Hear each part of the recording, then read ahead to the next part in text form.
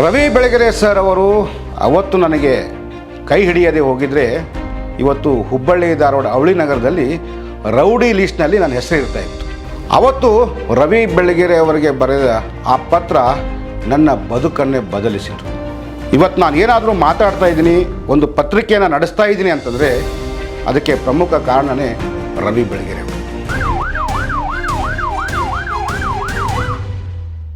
ಎಲ್ಲರಿಗೂ ನಮಸ್ಕಾರ. ನನ್ನ ಹೆಸರು ಮಂಜುನಾಥ್ ಮದ್ದಿಹಳ್ಳಿ. ಪ್ರಿಯ ವೀಕ್ಷಕರೇ, ಪೊಲೀಸ್ ಬೇಟೆ ಡಿಜಿಟಲ್ ವಾಹಿನಿಗೆ ತಮಗೆಲ್ಲ ಆತ್ಮೀಯ ಸ್ವಾಗತ. ಮೊನ್ನೆ ನಾನು ರವಿ ಬೆಳಗೆರೆ ಅವ್ರ ಬಗ್ಗೆ ಮಾತಾಡ್ತಾ ಇದ್ದೆ. ನನಗೆ ರವಿ ಬೆಳಗೆರೆ ಅವರು ಪರಿಚಯ ಆಗಿದ್ದು ಹೇಗೆ ಅಂತ ಈಗ ನಿಮಗೆ ಹೇಳ್ತೀನಿ.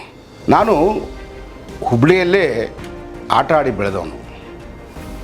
ಸ್ವಲ್ಪ ಚಿಕ್ಕ ವಯಸ್ಸು, ಸಣ್ಣ ಪುಟ್ಟ ಗಲಾಟೆಗಳು ಅವು ಇವು ಎಲ್ಲ ಆಗ್ತಾಯಿದ್ವು. ಆದರೆ ಯಾವತ್ತೂ ನಮ್ಮ ಗಲಾಟೆಗಳು ಪೊಲೀಸ್ ಠಾಣೆ ಮೆಟ್ಟಿಲವರೆಗೂ ಹೋಗಲಿಲ್ಲ.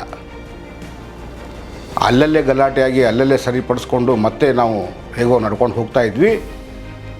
ಆದರೆ ಯಾಕೋ ಒಂದು ಸಾರಿ ನನಗೆ ಅನಿಸುತ್ತೆ, ನಾನು ಹುಬ್ಬಳ್ಳಿಲಿದ್ದರೆ ಬಹುಶಃ ಜವಾಬ್ದಾರಿ ಅನ್ನೋದು ನನಗೆ ಬರೋದಿಲ್ಲ. ಹುಬ್ಬಳ್ಳಿ ಬಿಟ್ಟು ಹೋದರೆ ಸರಿ ಅಂತ ಹೇಳಿಬಿಟ್ಟು ಹುಬ್ಬಳ್ಳಿ ಬಿಟ್ಟು ಏನೋ ಒಂದು ಕೆಲಸ ಹುಡುಕೊಂಡು ಬೆಂಗಳೂರಿಗೆ ಬರ್ತೀನಿ. ಬೆಂಗಳೂರಿಗೆ ಬಂದು ಕತ್ರಿಗುಪ್ಪೆಯಲ್ಲಿ ಒಂದು ಹಾಸ್ಪಿಟ್ಲಲ್ಲಿ ಕೆಲಸಕ್ಕೆ ಸೇರ್ಕೊಳ್ತೀನಿ. ಕೆಲಸ ಮಾಡ್ತಾ ಇರ್ತೀನಿ. ಕೆಲವು ತಿಂಗಳ ಕಳೆದ ನಂತರ ನನ್ನ ಸ್ನೇಹಿತರು ಕಾಲ್ ಮಾಡ್ತಾರೆ, ಇಲ್ಲ ಒಂದು ಫಂಕ್ಷನ್ ಇದೆ, ದಯವಿಟ್ಟು ರಜೆ ಹಾಕಿ ಬಂದು ಹೋಗು ಅಂತ. ಯಾಕೋ ನನಗೆ ಬೆಂಗಳೂರು ಬಿಟ್ಟು ಮತ್ತೇನು ಹುಬ್ಳಿಗೆ ಹೋಗ್ಬೋದು, ಹೋದರೆ ಮತ್ತೆ ನಂಗೆ ವಾಪಸ್ ಬರಲಿಕ್ಕೆ ಮನಸ್ಸಾಗೋದಿಲ್ಲ. ಹೇಗೋ ಇಲ್ಲಿ ಕಚ್ಕೊಂಡ್ಬಿಟ್ಟಿದ್ದೀನಿ, ಬೇಡ ಅಂತ ಅನಿಸುತ್ತೆ. ಆದರೂ ಅವರು ಒತ್ತಾಯಕ್ಕೆ ಮನದು ಹುಬ್ಳಿಗೆ ಹೋಗ್ತೀನಿ. ಹುಬ್ಳಿಗೆ ಹೋಗಿ ಯಾವ ಫಂಕ್ಷನ್ಗೆ ಹೋಗಿದ್ದೆ ಆ ಫಂಕ್ಷನ್ನ ಅಟೆಂಡ್ ಮಾಡಿಕೊಂಡು ಫಂಕ್ಷನ್ ಮುಗಿಸ್ಕೊಂಡು ಇನ್ನೇನು ನಾನು ವಾಪಸ್ ಬೆಂಗಳೂರಿಗೆ ಬರಬೇಕು. ಹುಬ್ಬಳ್ಳಿಯಲ್ಲಿ ಹಳೆ ಬಸ್ ಸ್ಟ್ಯಾಂಡ್ ಹತ್ತಿರ ನಿಯರ್ ಬೈ ಅಲ್ಲಿ ಒಂದು ಪುಷ್ಪಕ್ ಅಂತ ಒಂದು ಹೋಟ್ಲಿರುತ್ತೆ. ಅಲ್ಲಿ ಊಟ ಮಾಡೋ ಸಂದರ್ಭದಲ್ಲಿ ಒಂದು ಗಲಾಟೆ ಆಗುತ್ತೆ. ಆ ಸಣ್ಣ ವಿಷಯಕ್ಕೆ ಆದ ಗಲಾಟೆ ಬಹಳ ಸೀರಿಯಸ್ ಆಗಿಬಿಡುತ್ತೆ. ಅಂದರೆ ಗಲಾಟೆ ಯಾರ ಜೊತೆಗೆ ಆಗುತ್ತಂದರೆ ಪೊಲೀಸರ ಜೊತೆಗೆ ಗಲಾಟೆ ಆಗೋದು. ಅವತ್ತು ನಾನೊಂದು ತಪ್ಪು ಮಾಡಿದೆ ಅಂದರೆ ಅದು ಅವತ್ತಿನ ಮಟ್ಟಕ್ಕೆ ಅದು ದೊಡ್ಡದೆ. ಆದರೆ ತೀರಾ ಇವತ್ತಿಗೆ ಅದು ಕಂಪೇರ್ ಮಾಡಿದ್ರೆ ಅದು ನನಗೆ ಮಾಡಿದ್ದು ತಪ್ಪು ಅಂತ ಅನಿಸಿ ಏನಾಗ್ಬಿಡ್ತು, ಸ್ವಲ್ಪ ಮ್ಯಾಟ್ರ್ ಸೀರಿಯಸ್ ಆಗಿ ಅಲ್ಲಿ ಹುಬ್ಬಳ್ಳಿಯಲ್ಲಿ ಅದು ಮ್ಯಾಟ್ರ್ ಸೀರಿಯಸ್ ಆಗುತ್ತೆ. ನಾನು ವಾಪಸ್ ಬೆಂಗಳೂರಿಗೆ ಬಂದುಬಿಡ್ತೀನಿ. ನನ್ನ ಮನಸ್ಸಲ್ಲಿ ಒಂದು ಆತಂಕ ಕಾಡ್ತಾ ಇರುತ್ತೆ. ಗಲಾಟೆ ಏನೋ ಆಗೋಯ್ತು, ಅದರಲ್ಲಿ ಕಾಂಪ್ರಮೈಸ್ ಅನ್ನೋದು ಆಗಲಿಲ್ಲ. ನಾಳೆ ಕೇಸ್ ಆಗಿ ಮತ್ತೆ ನನ್ನನ್ನು ಹುಡ್ಕೊಂಡು ಬೆಂಗಳೂರಿಗೆ ಪೊಲೀಸರು ಬಂದರೆ ಏನು ಮಾಡೋದು ಅಂತ ನನಗೆ ನಿರಂತರವಾಗಿ ಆ ಚಿಂತೆ ಕಾಡ್ತಾ ಇರುತ್ತೆ. ಆ ಸಂದರ್ಭದಲ್ಲಿ ನಾನು ಮುಂಚೆಯಿಂದನೂ ಹಾಯ್ ಬೆಂಗಳೂರು ಓದ್ತಾ ಇದ್ದೆ. ಏನು ಗಲಾಟೆ ಆಗುತ್ತೆ ಆ ಸಂದರ್ಭದಲ್ಲಿ ಅಲ್ಲಿ ಒಬ್ಬರು DCP ಇರ್ತಾರೆ. ಇವತ್ತು ಅವರು ಬೆಂಗಳೂರಲ್ಲಿ ಇದ್ದಾರೆ, ಇವತ್ತು ಆನ್ ಡ್ಯೂಟಿ ಇದ್ದಾರೆ. ಅವರ ಬಗ್ಗೆ ಹಾಯ್ ಬೆಂಗಳೂರು ಪತ್ರಿಕೆಯಲ್ಲಿ ರವಿ ಬೆಳಗೆರೆ ಅವರು ಕಾಸ್ ಬಾತಲ್ಲಿ ಬರ್ಕೊಂಡಿರ್ತಾರೆ. ಅದು ನಂಗೆ ನೆನಪಿಗೆ ಬರುತ್ತೆ. ಇದು ಸುಮ್ಮನೆ ಇಲ್ಲಿಗೆ ಬಿಟ್ಟರೆ ನಾಳೆ ನನಗೆ ಸಮಸ್ಯೆ ತಪ್ಪಿದ್ದಲ್ಲ ಅಂತ ಹೇಳಿಬಿಟ್ಟು ನಾನು ರವಿ ಬೆಳಗೆರೆ ಅವ್ರನ್ನ ಸಂಪರ್ಕ ಮಾಡೋ ಪ್ರಯತ್ನ ಮಾಡ್ತೀನಿ. ನಾ ಏನು ಹಾಸ್ಪಿಟಲ್ ಕೆಲಸ ಮಾಡ್ತಾಯಿದ್ದೆ ಕತ್ರಿಗುಪ್ಪೆಯಿಂದ ಅವರ ಆಫೀಸು ನನ್ನ 2.5 ಕಿಲೋಮೀಟ್ರ್ 3 ಕಿಲೋಮೀಟ್ರ್ ಅಂದ್ಕೊಳ್ತೀನಿ, ಪದ್ಮನಾಭನಗರದಲ್ಲಿ. ಆದರೆ ಅವ್ರನ್ನ ಸುಮಾರು ಒಂದು 15 ದಿವಸ, 1 ತಿಂಗಳು, 1.5 ತಿಂಗಳು ಆಗುತ್ತೆ. ಅವ್ರನ್ನ ಭೇಟಿ ಆಗಲಿಕ್ಕೆ ಆಗೋದಿಲ್ಲ. ಅಲ್ಲಿ ಗೇಟಲ್ಲಿ ಒಳಗಡೆ ಬಿಡ್ತಿರೋದಿಲ್ಲ. ಆ ಗೇಟಲ್ಲಿ ಒಬ್ಬರು ಸಂತೋಷ್ ಅಂತ ಇರ್ತಾರೆ. ಅವರು ನಾನು ಪದೇ ಬರೋದನ್ನು ಗಮನಿಸಿ ಅವರು ನನಗೊಂದು ವಿಷಯ ತಿಳಿಸ್ತಾರೆ. ನೀನು ಇದೇ ರೀತಿ ಬರೋದು ಹೋಗೋದು ಮಾಡ್ತಾಯಿದ್ರೆ ರವಿ ಬೆಳಗೆರೆ ಅವರು ಯಾವತ್ತೂ ಸಿಗೋದಿಲ್ಲ. ನಿನ್ನ ಸಮಸ್ಯೆ ಏನಿದೆ ಆ ಸಮಸ್ಯೆಯನ್ನು ಒಂದು ಲೆಟ್ರಲ್ಲಿ ಬರೆದು ಒಂದು ಕವರಲ್ಲಿ ಹಾಕಿ ಮೇಲೆ ಅವ್ರ ಹೆಸರು, ಆಫೀಸು ವಿಳಾಸ ಬರೆದು ಪರ್ಸ್ನಲ್ ಅಂತ ಹಾಕಿ ಕಳಿಸಿಕೊಡು. ಅದನ್ನು ಲೆಟರ್ನ ಅವರೇ ಓದ್ತಾರೆ ಅಂತ ಹೇಳ್ತಾರೆ. ಅವ್ರ ಮಾತಿನ ಪ್ರಕಾರ ನಾನು ಏನು ಘಟನೆ ಘಟಿಸಿತ್ತು, ಯಾವುದು ಮುಚ್ಚು ಮರೆ ಇಲ್ಲದೆ ಇದ್ದ ವಿಷಯವನ್ನು ನೇರವಾಗಿ ಪತ್ರದಲ್ಲಿ ಬರೆದು ಅವ್ರಿಗೆ ಕಳಿಸಿ ಕೊಡ್ತೀನಿ. ಆ ಪತ್ರ ಅವರು ಓದ್ತಾರೆ. ಓದಿ ಒಂದು ಫೈನ್ ಡೇ ನಾನು ಕೆಳಗಡೆ ಹಾಸ್ಪಿಟ್ಲು ಲ್ಯಾಂಡ್ ಫೋನ್ ನಂಬರ್ನ ಹಾಕಿರ್ತೀನಿ. ಆ ಲ್ಯಾಂಡ್ ಫೋನ್ ನಂಬರ್ಗೆ ನಾನು ಪತ್ರ ಕಳಿಸಿರ್ತೀನಿ, ಬಟ್ ಉತ್ತರ ಬರುತ್ತೆ ಅಂತ ನಾನು ಊಹೆ ಮಾಡಿರೋದಿಲ್ಲ. ಆದರೆ ಒಂದು ಫೈನ್ ಡೇ ಒಬ್ಬರು ಲೇಡಿ ಫೋನ್ ಮಾಡ್ತಾರೆ. ನಾನು ಅಲ್ಲೇ ಇರ್ತೀನಿ. ನನಗೆ ಅಲ್ಲಿ ರಿಸೆಪ್ಷನಿಸ್ಟು ಕೊಡ್ತಾರೆ, ಸರ್ ನಿಮಗೆ ಫೋನ್ ಬಂದಿದೆ ತೊಗೊಳ್ಳಿ ಅಂತ. ಫೋನ್ ರಿಸೀವ್ ಮಾಡ್ತೀನಿ, ತೊಗೋತೀನಿ. ಸರ್ ನಾವು ಹಾಯ್ ಬೆಂಗಳೂರು ಆಫೀಸಿಂದ ಮಾತಾಡ್ತಾ ಇದ್ದೀವಿ, ರವಿ ಬೆಳಗೆರೆ ಸರ್ ನಿಮಗೆ ಬಂದು ಭೇಟಿಯಾಗಲಿಕ್ಕೆ ಹೇಳಿದ್ದಾರೆ. ನನಗೆ ಆಶ್ಚರ್ಯ ಆಗಿಬಿಡುತ್ತೆ, ಇದು ನಿಜಾನಾ ಅಥವಾ ಕನಸ ಅನ್ನೋದು ನನಗೊಂದು ತೋಚೋದೇ ಇಲ್ಲ. ಭಾಳ ಖುಷಿ ಆಗುತ್ತೆ, ಆಶ್ಚರ್ಯನೂ ಆಗುತ್ತೆ. ಗಡಿಬಿಡಿಯಿಂದ ಸೀದಾ ಹೋಗ್ತೀನಿ, ಡೈರೆಕ್ಟಾಗಿ ಅವ್ರ ಆಫೀಸಲ್ಲಿ ಕೂತ್ಕೊಂಡು ವೆಯ್ಟ್ ಮಾಡ್ತೀನಿ. ನಾನು ಹೋದಾಗ ರವಿ ಬೆಳಗೆರೆ ಸರ್ ಮಲಗಿರ್ತಾರೆ. ವೆಯ್ಟ್ ಮಾಡಿ, ಸರ್ ರೆಸ್ಟಲ್ಲಿದ್ದಾರೆ, ಅವ್ರು ಎದ್ದ ತಕ್ಷಣ ಭೇಟಿ ಮಾಡಿಸ್ತೀನಿ ಅಂತ ಸುಮಾರು 4 ಅವರ್ ವೆಯ್ಟ್ ಮಾಡ್ತೀನಿ. ಆಮೇಲೆ ನನ್ನನ್ನು ಒಳಗಡೆ ಕರ್ಕೊಂಡೋಗಿ ಭೇಟಿ ಮಾಡಿಸ್ತಾರೆ. ಆ ಪತ್ರ ಓದಿರ್ತಾರೆ. ಏನಪ್ಪ ಏನಾಗಬೇಕು ನನ್ನ ಕಡೆಯಿಂದ ಇವಾಗ ಅಂತ ಕೇಳ್ತಾರೆ. ಏನಿಲ್ಲ ಸರ್, ಅದು ಬೈ ಮಿಸ್ಟೇಕ್ ನನ್ನ ಕಡೆಯಿಂದ ತಪ್ಪಾಗಿ ಹೋಗಿದೆ, ಯಾಕೋ ಒಂದು ಆತಂಕ ನನ್ನಲ್ಲಿ ಕಾಡ್ತಾ ಇದೆ, ಇಲ್ಲಿ ಕೆಲಸ ಮಾಡೋಕ್ಕೆ ಮನಸ್ಸು ಬರ್ತಾಯಿಲ್ಲ, ಅಲ್ಲಿ ನಮ್ಮ ಮನೆಗೆ ಪೊಲೀಸರು ಹೋಗಿ ಕಿರಿಕಿರಿ ಮಾಡೋದು, ತೊಂದರೆ ಕೊಡೋದು ಆದರೆ ಮತ್ತೆ ಸಮಸ್ಯೆ ಆಗುತ್ತಲ್ಲ, ಏನು ಮಾಡೋದು ಗೊತ್ತಾಗದೆ ನಿಮಗೆ ಪತ್ರ ಬರೆದಿದ್ದೀನಿ. ನೀವೇ ನಿಮ್ಮ ಪತ್ರಿಕೆಯಲ್ಲಿ ಆ DCP ಅವ್ರ ಬಗ್ಗೆ ಬರೆದಿದ್ರಿ, ನಿಮ್ಮ ಸ್ನೇಹಿತರು ಅಂತ ಕೂಡ ಹೇಳ್ಕೊಂಡಿದ್ರಿ. ನೀವು ಅವ್ರಿಗೊಂದು ಫೋನ್ ಮಾಡಿ ಹೇಳಿಬಿಟ್ರೆ ಆ ಸಮಸ್ಯೆ ಅಲ್ಲಿಗೆ ಬಗೆಹರಿದು ಹೋಗುತ್ತೆ ಅಂತ ನಾನು ಅವ್ರಿಗೆ ತಿಳಿಸ್ತೀನಿ. ರವಿ ಬೆಳಗೆರೆ ಅವರು ಏನು ಯೋಚನೆ ಮಾಡ್ತಾರೆ, ನಾನೊಂದು 2 ನಿಮಿಷನ ನಾನು ನೋಡ್ತಾರೆ. ಅವರು ಕೆಳಗಡೆಯಿಂದ ಮೇಲೆ, ಮೇಲ್ಗಡೆಯಿಂದ ಕೆಳಗಡೆ ನನ್ನನ್ನು ಗಮನಿಸ್ತಾರೆ. ಕೇಳ್ತಾರೆ, ನೀನು ಏನು ಮಾಡ್ಕೊಂಡಿದ್ದೆ, ಮುಂದೆ ಏನು ಮಾಡ್ಬೇಕು ಅಂದ್ಕೊಂಡಿದ್ಯಾ? ಇಲ್ಲ ಸರ್, ಇಂಥ ಎಲ್ಲ ಕೆಲಸ ಮಾಡಿದ್ದೀನಿ, ಅದರಲ್ಲಿ ಬರೆದಿದ್ದೀನಿ, ನಾನು ವಾಪಸ್ ಮತ್ತೆ ಹುಬ್ಳಿಗೆ ಹೋಗ್ಬೇಕು ಅಂದ್ಕೊಂಡಿದ್ದೀನಿ. ಬೆಂಗಳೂರಲ್ಲಿ ನನಗೆ ಯಾಕೋ ಸೆಟ್ ಆಗ್ತಿಲ್ಲ, ಇಲ್ಲಿ ಸರಿಯಾಗಿ ಊಟ ಸಿಗ್ತಾಯಿಲ್ಲ, ಮಲಗಲಿಕ್ಕೆ ಜಾಗ ಇಲ್ಲ, ಇಲ್ಲೇ ನಾನು ಸೆಟ್ ಆಗೋದು ಕಷ್ಟ ಇದೆ. ಈ ಒಂದು ಸಮಸ್ಯೆ ಬಗೆಹರಿದು ಬಿಟ್ಟರೆ ನಾನು ಹೋಗಿ ನಾನು ಊರಲ್ಲಿ ಹೇಗೋ ಬದುಕೋತೀನಿ. ನಾನೇನು ಈ ತರಲೆ ಕೆಲಸಗಳನ್ನು ಮಾಡ್ತಾಯಿದ್ವಿ ಆ ವಯಸ್ಸಲ್ಲಿ, ಅದೆಲ್ಲ ಅದರಲ್ಲಿ ಹೇಳ್ಕೊಂಡಿದ್ದೆ ನಾನು.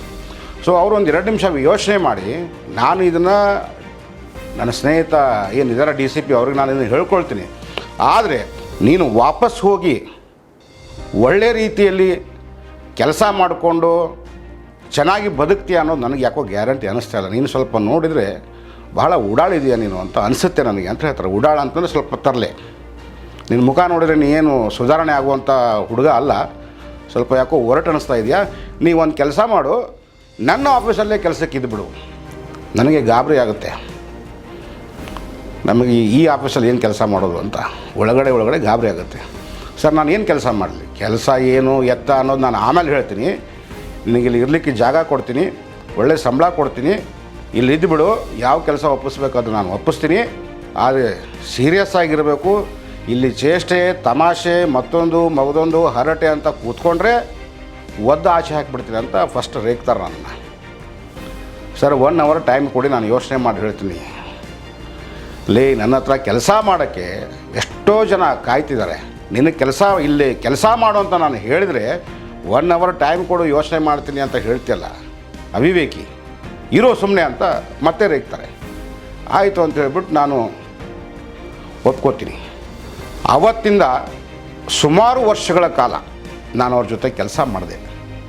ಒಂದು ವೇಳೆ ರವಿ ಬೆಳಗೆರೆ ಅವರು ಅವತ್ತು ನನಗೆ ಅವರ ಕಚೇರಿಯಲ್ಲಿ ಕೆಲಸ ಕೊಡದೇ ಹೋಗಿದ್ದರೆ ಬಹುಶಃ ಇವತ್ತು ಹುಬ್ಳಿ ಧಾರವಾಡದಲ್ಲಿ ನಾನು ಒಬ್ಬ ರೌಡಿ ಶೀಟರ್ ಆಗಿರ್ತಿದ್ದೆ.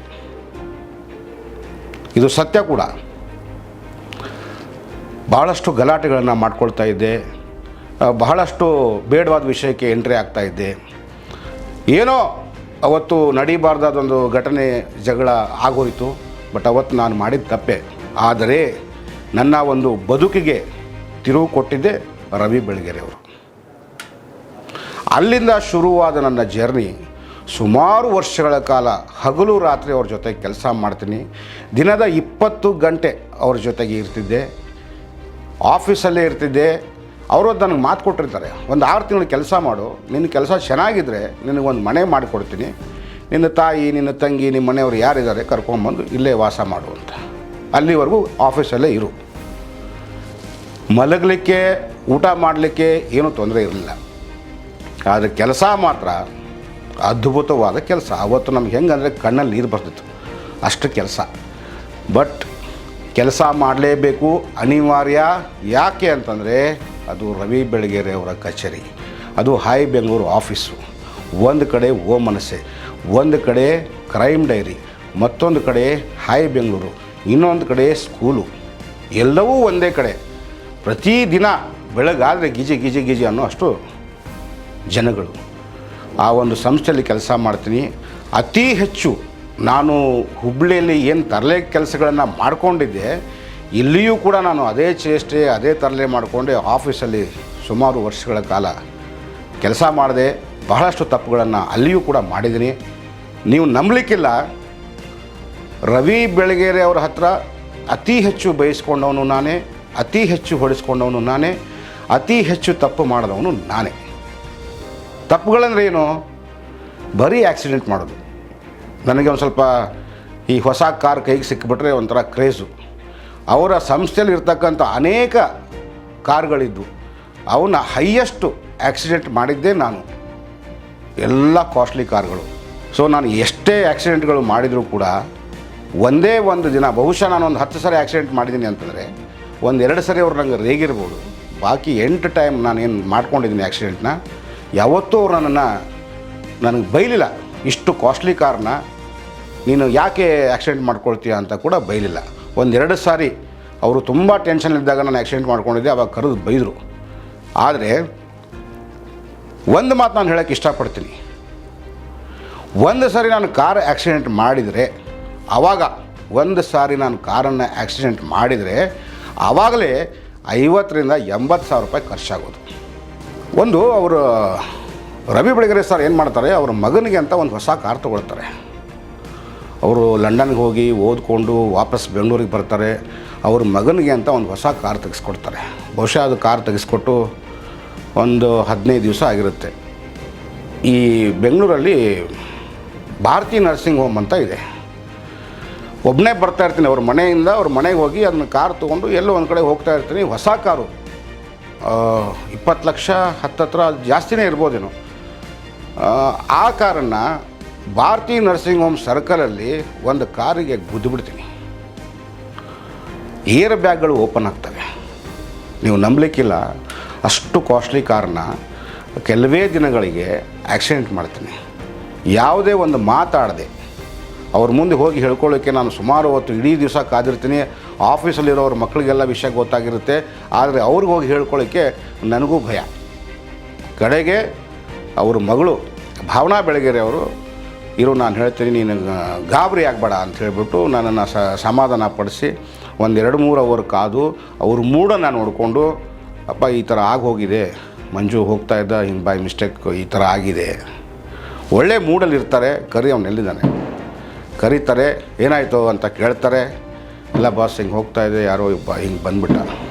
ಆಯ್ತು ಬಿಡು ಹೋಗಲಿ, ನಿನಗೇನಾಗಿಲ್ಲ ತಾನೇ? ಏನಾಗಿಲ್ಲ ಬಾಸ್, ಆಯಿತು ಶೋರೂಮಿಗೆ ಬಿಡು ಗಾಡಿ ಅದನ್ನು ಅಂತ ಹೇಳ್ತಾನೆ. ಅದನ್ನು ಶೋರೂಮಿಗೆ ಬಿಟ್ಟರೆ ನನ್ನ ಪ್ರಕಾರ ಆವತ್ತಿನ ದಿನಕ್ಕೆ 8 ಲಕ್ಷನೂ ಖರ್ಚಾಯಿತು. ನಾನು ಅವರ ಸಂಬಂಧಿಕನಲ್ಲ, ನಾನು ಅವರ ಮಗ ಅಲ್ಲ, ಅಥವಾ ನಾನು ಎಷ್ಟೋ ವರ್ಷದ ಪರಿಚಿತನಲ್ಲ. ಏನೋ ಒಂದು ಲೆಟರ್ ಬರೆದೆ, ಅದನ್ನು ನೋಡಿದ್ರು ಯಾರೋ ಒಬ್ಬ ಅಪರಿಚಿತ ವ್ಯಕ್ತಿ. ನನ್ನನ್ನು ಕೆಲಸಕ್ಕೆ ಕರ್ಕೊಳ್ತಾರೆ. ಆಮೇಲೆ ನಾನು ಕೂಡ ಕೆಲಸ ಮಾಡ್ತೀನಿ, ಒಂದು ಒಳ್ಳೆ ಹೆಸರನ್ನು ಅಲ್ಲಿ ಉಳಿಸ್ಕೋತೀನಿ. ಆದರೆ ಇಷ್ಟೆಲ್ಲ ತಪ್ಪುಗಳನ್ನು ನಾನು ಮಾಡಿದರೂ ಕೂಡ ನನಗೆ ಯಾವತ್ತೂ ಕೂಡ ಅವರು ಹೀಯಾಳಿಸಿ ಮಾತಾಡಲಿಲ್ಲ. ಆ ಥರ ಒಂದು ಮೃದು ಸ್ವಭಾವದ ವ್ಯಕ್ತಿ ರವಿ ಬೆಳಗೆರೆ ಸರ್. ಇನ್ಯಾರೋ ತಪ್ಪು ಮಾಡಿದಾಗ ನಾನು ಬಯಸ್ಕೊಂಡಿದ್ದೀನಿ, ಇನ್ಯಾರೋ ತಪ್ಪು ಮಾಡಿದಾಗ ನಾನು ಹೊಡೆಸ್ಕೊಂಡಿದ್ದೀನಿ. ಅಥವಾ ಯಾರೋ ಬೇರೆ ಊರಿನ ವರದಿಗಾರ ಆ ವ್ಯಕ್ತಿ ಕಳಿಸಬೇಕಾದ ವರದಿ ತಡ ಆದರೆ ಅವ್ರ ಮೇಲೆ ಕೋಪ ಬಂದರೆ ಅವತ್ತು ಆಫೀಸಲ್ಲಿ ಅವ್ರು ಇರೋದಿಲ್ಲ, ಯಾಕಂದರೆ ಅವ್ರು ಬೇರೆ ಊರಲ್ಲಿ ಇರ್ತಾರೆ. ನೀವು ನಂಬಲಿಕ್ಕಿಲ್ಲ, ಅವರು ಕೂತ್ಕೊಂಡು ಬರಿತಾ ಇದ್ದರೆ ಅದಕ್ಕೆ ಸಮಯನೇ ಇಲ್ಲ. ಗಂಟೆಗಳ ಕಾಲ ಕೂತ್ಕೊಂಡು ಬರೆಯೋರು. ಈ ಕಾಲಲ್ಲಿ ಅವ್ರಿಗೆ ಬ್ಲಡ್ ಸರ್ಕ್ಯುಲೇಷನ್ ಆಗ್ತಾ ಇರಲಿಲ್ಲ. ಅವ್ರಿಗೆ ಯಾರೇ ಇರಲಿ, ಅವ್ರು ಕರೆದಾಗ ಬಂದು ಕಾಲು ಒತ್ತಲೇಬೇಕು, ಕೆಳಗಡೆ ಕೂತ್ಕೊಂಡು ಕಾಲು ಒತ್ತಬೇಕು. ಇವತ್ತು ಎಷ್ಟು ಜನ ನ್ಯೂಸ್ ಚಾನಲಲ್ಲಿ ಸುದ್ದಿವಾಹಿನಿಯ ಮುಖ್ಯಸ್ಥರಾಗಿದ್ದಾರೆ, ಎಲ್ಲರೂ ಅವ್ರ ಕಾಲು ಒತ್ತಿನ ಅಲ್ಲಿ ಬಂದು ಕೂತಿರೋದು. ಅದರಲ್ಲಿ ನಾನು ಕೂಡ ಒಬ್ಬ. ಹೀಗೆ ಅವರು ಕಾಲು ಒತ್ತಾ ಇದ್ವಿ, ಬರಿತಾನೆ ಇರ್ತಿದ್ರು. ಅಪ್ಪಿ ತಪ್ಪಿ ಬರಬೇಕಾದ ವರದಿ, ಅದಕ್ಕೆ ಸಂಬಂಧಪಟ್ಟ ಫೋಟೋ ತಡ ಆಗಿಬಿಟ್ರೆ ನಾವು ಅಲ್ಲಿ ಮುಂದೆ ಕೂತಿರ್ತಿದ್ವಿ ಕಾಲು ಹೊತ್ಕೊಂಡು.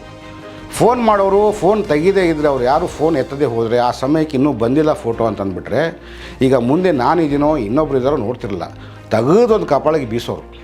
ಅವರೊಂದು ಪದ ಬಳಸ್ತಾಯಿದ್ರು, ಬೈಗಳು, ಅದನ್ನು ಹೇಳೋಕ್ಕಾಗೋದಿಲ್ಲ. ಆ ಕೋಪದಲ್ಲಿ ಬೈದ್ಬಿಟ್ಟು ಒಂದು ಹೊಡೆದ್ರೆ ಇಷ್ಟು ದಪ್ಪ ಕೈ ಹೆಂಗೆ ಬರೋದಂದರೆ ಮುಖಕ್ಕೆ ಈ ಪೂರ್ತಿ ನಮ್ಮ ಮುಖ ಮುಚ್ಕೊಂಡು ಹೋಗೋದು, ಅಷ್ಟು ಫೋರ್ಸಲ್ಲಿ ಹೊಡೆಯೋರು. ಇದು ನಮ್ಮ ತಪ್ಪಲ್ಲ, ಯಾರೋ ಮಾಡಿದ ತಪ್ಪು.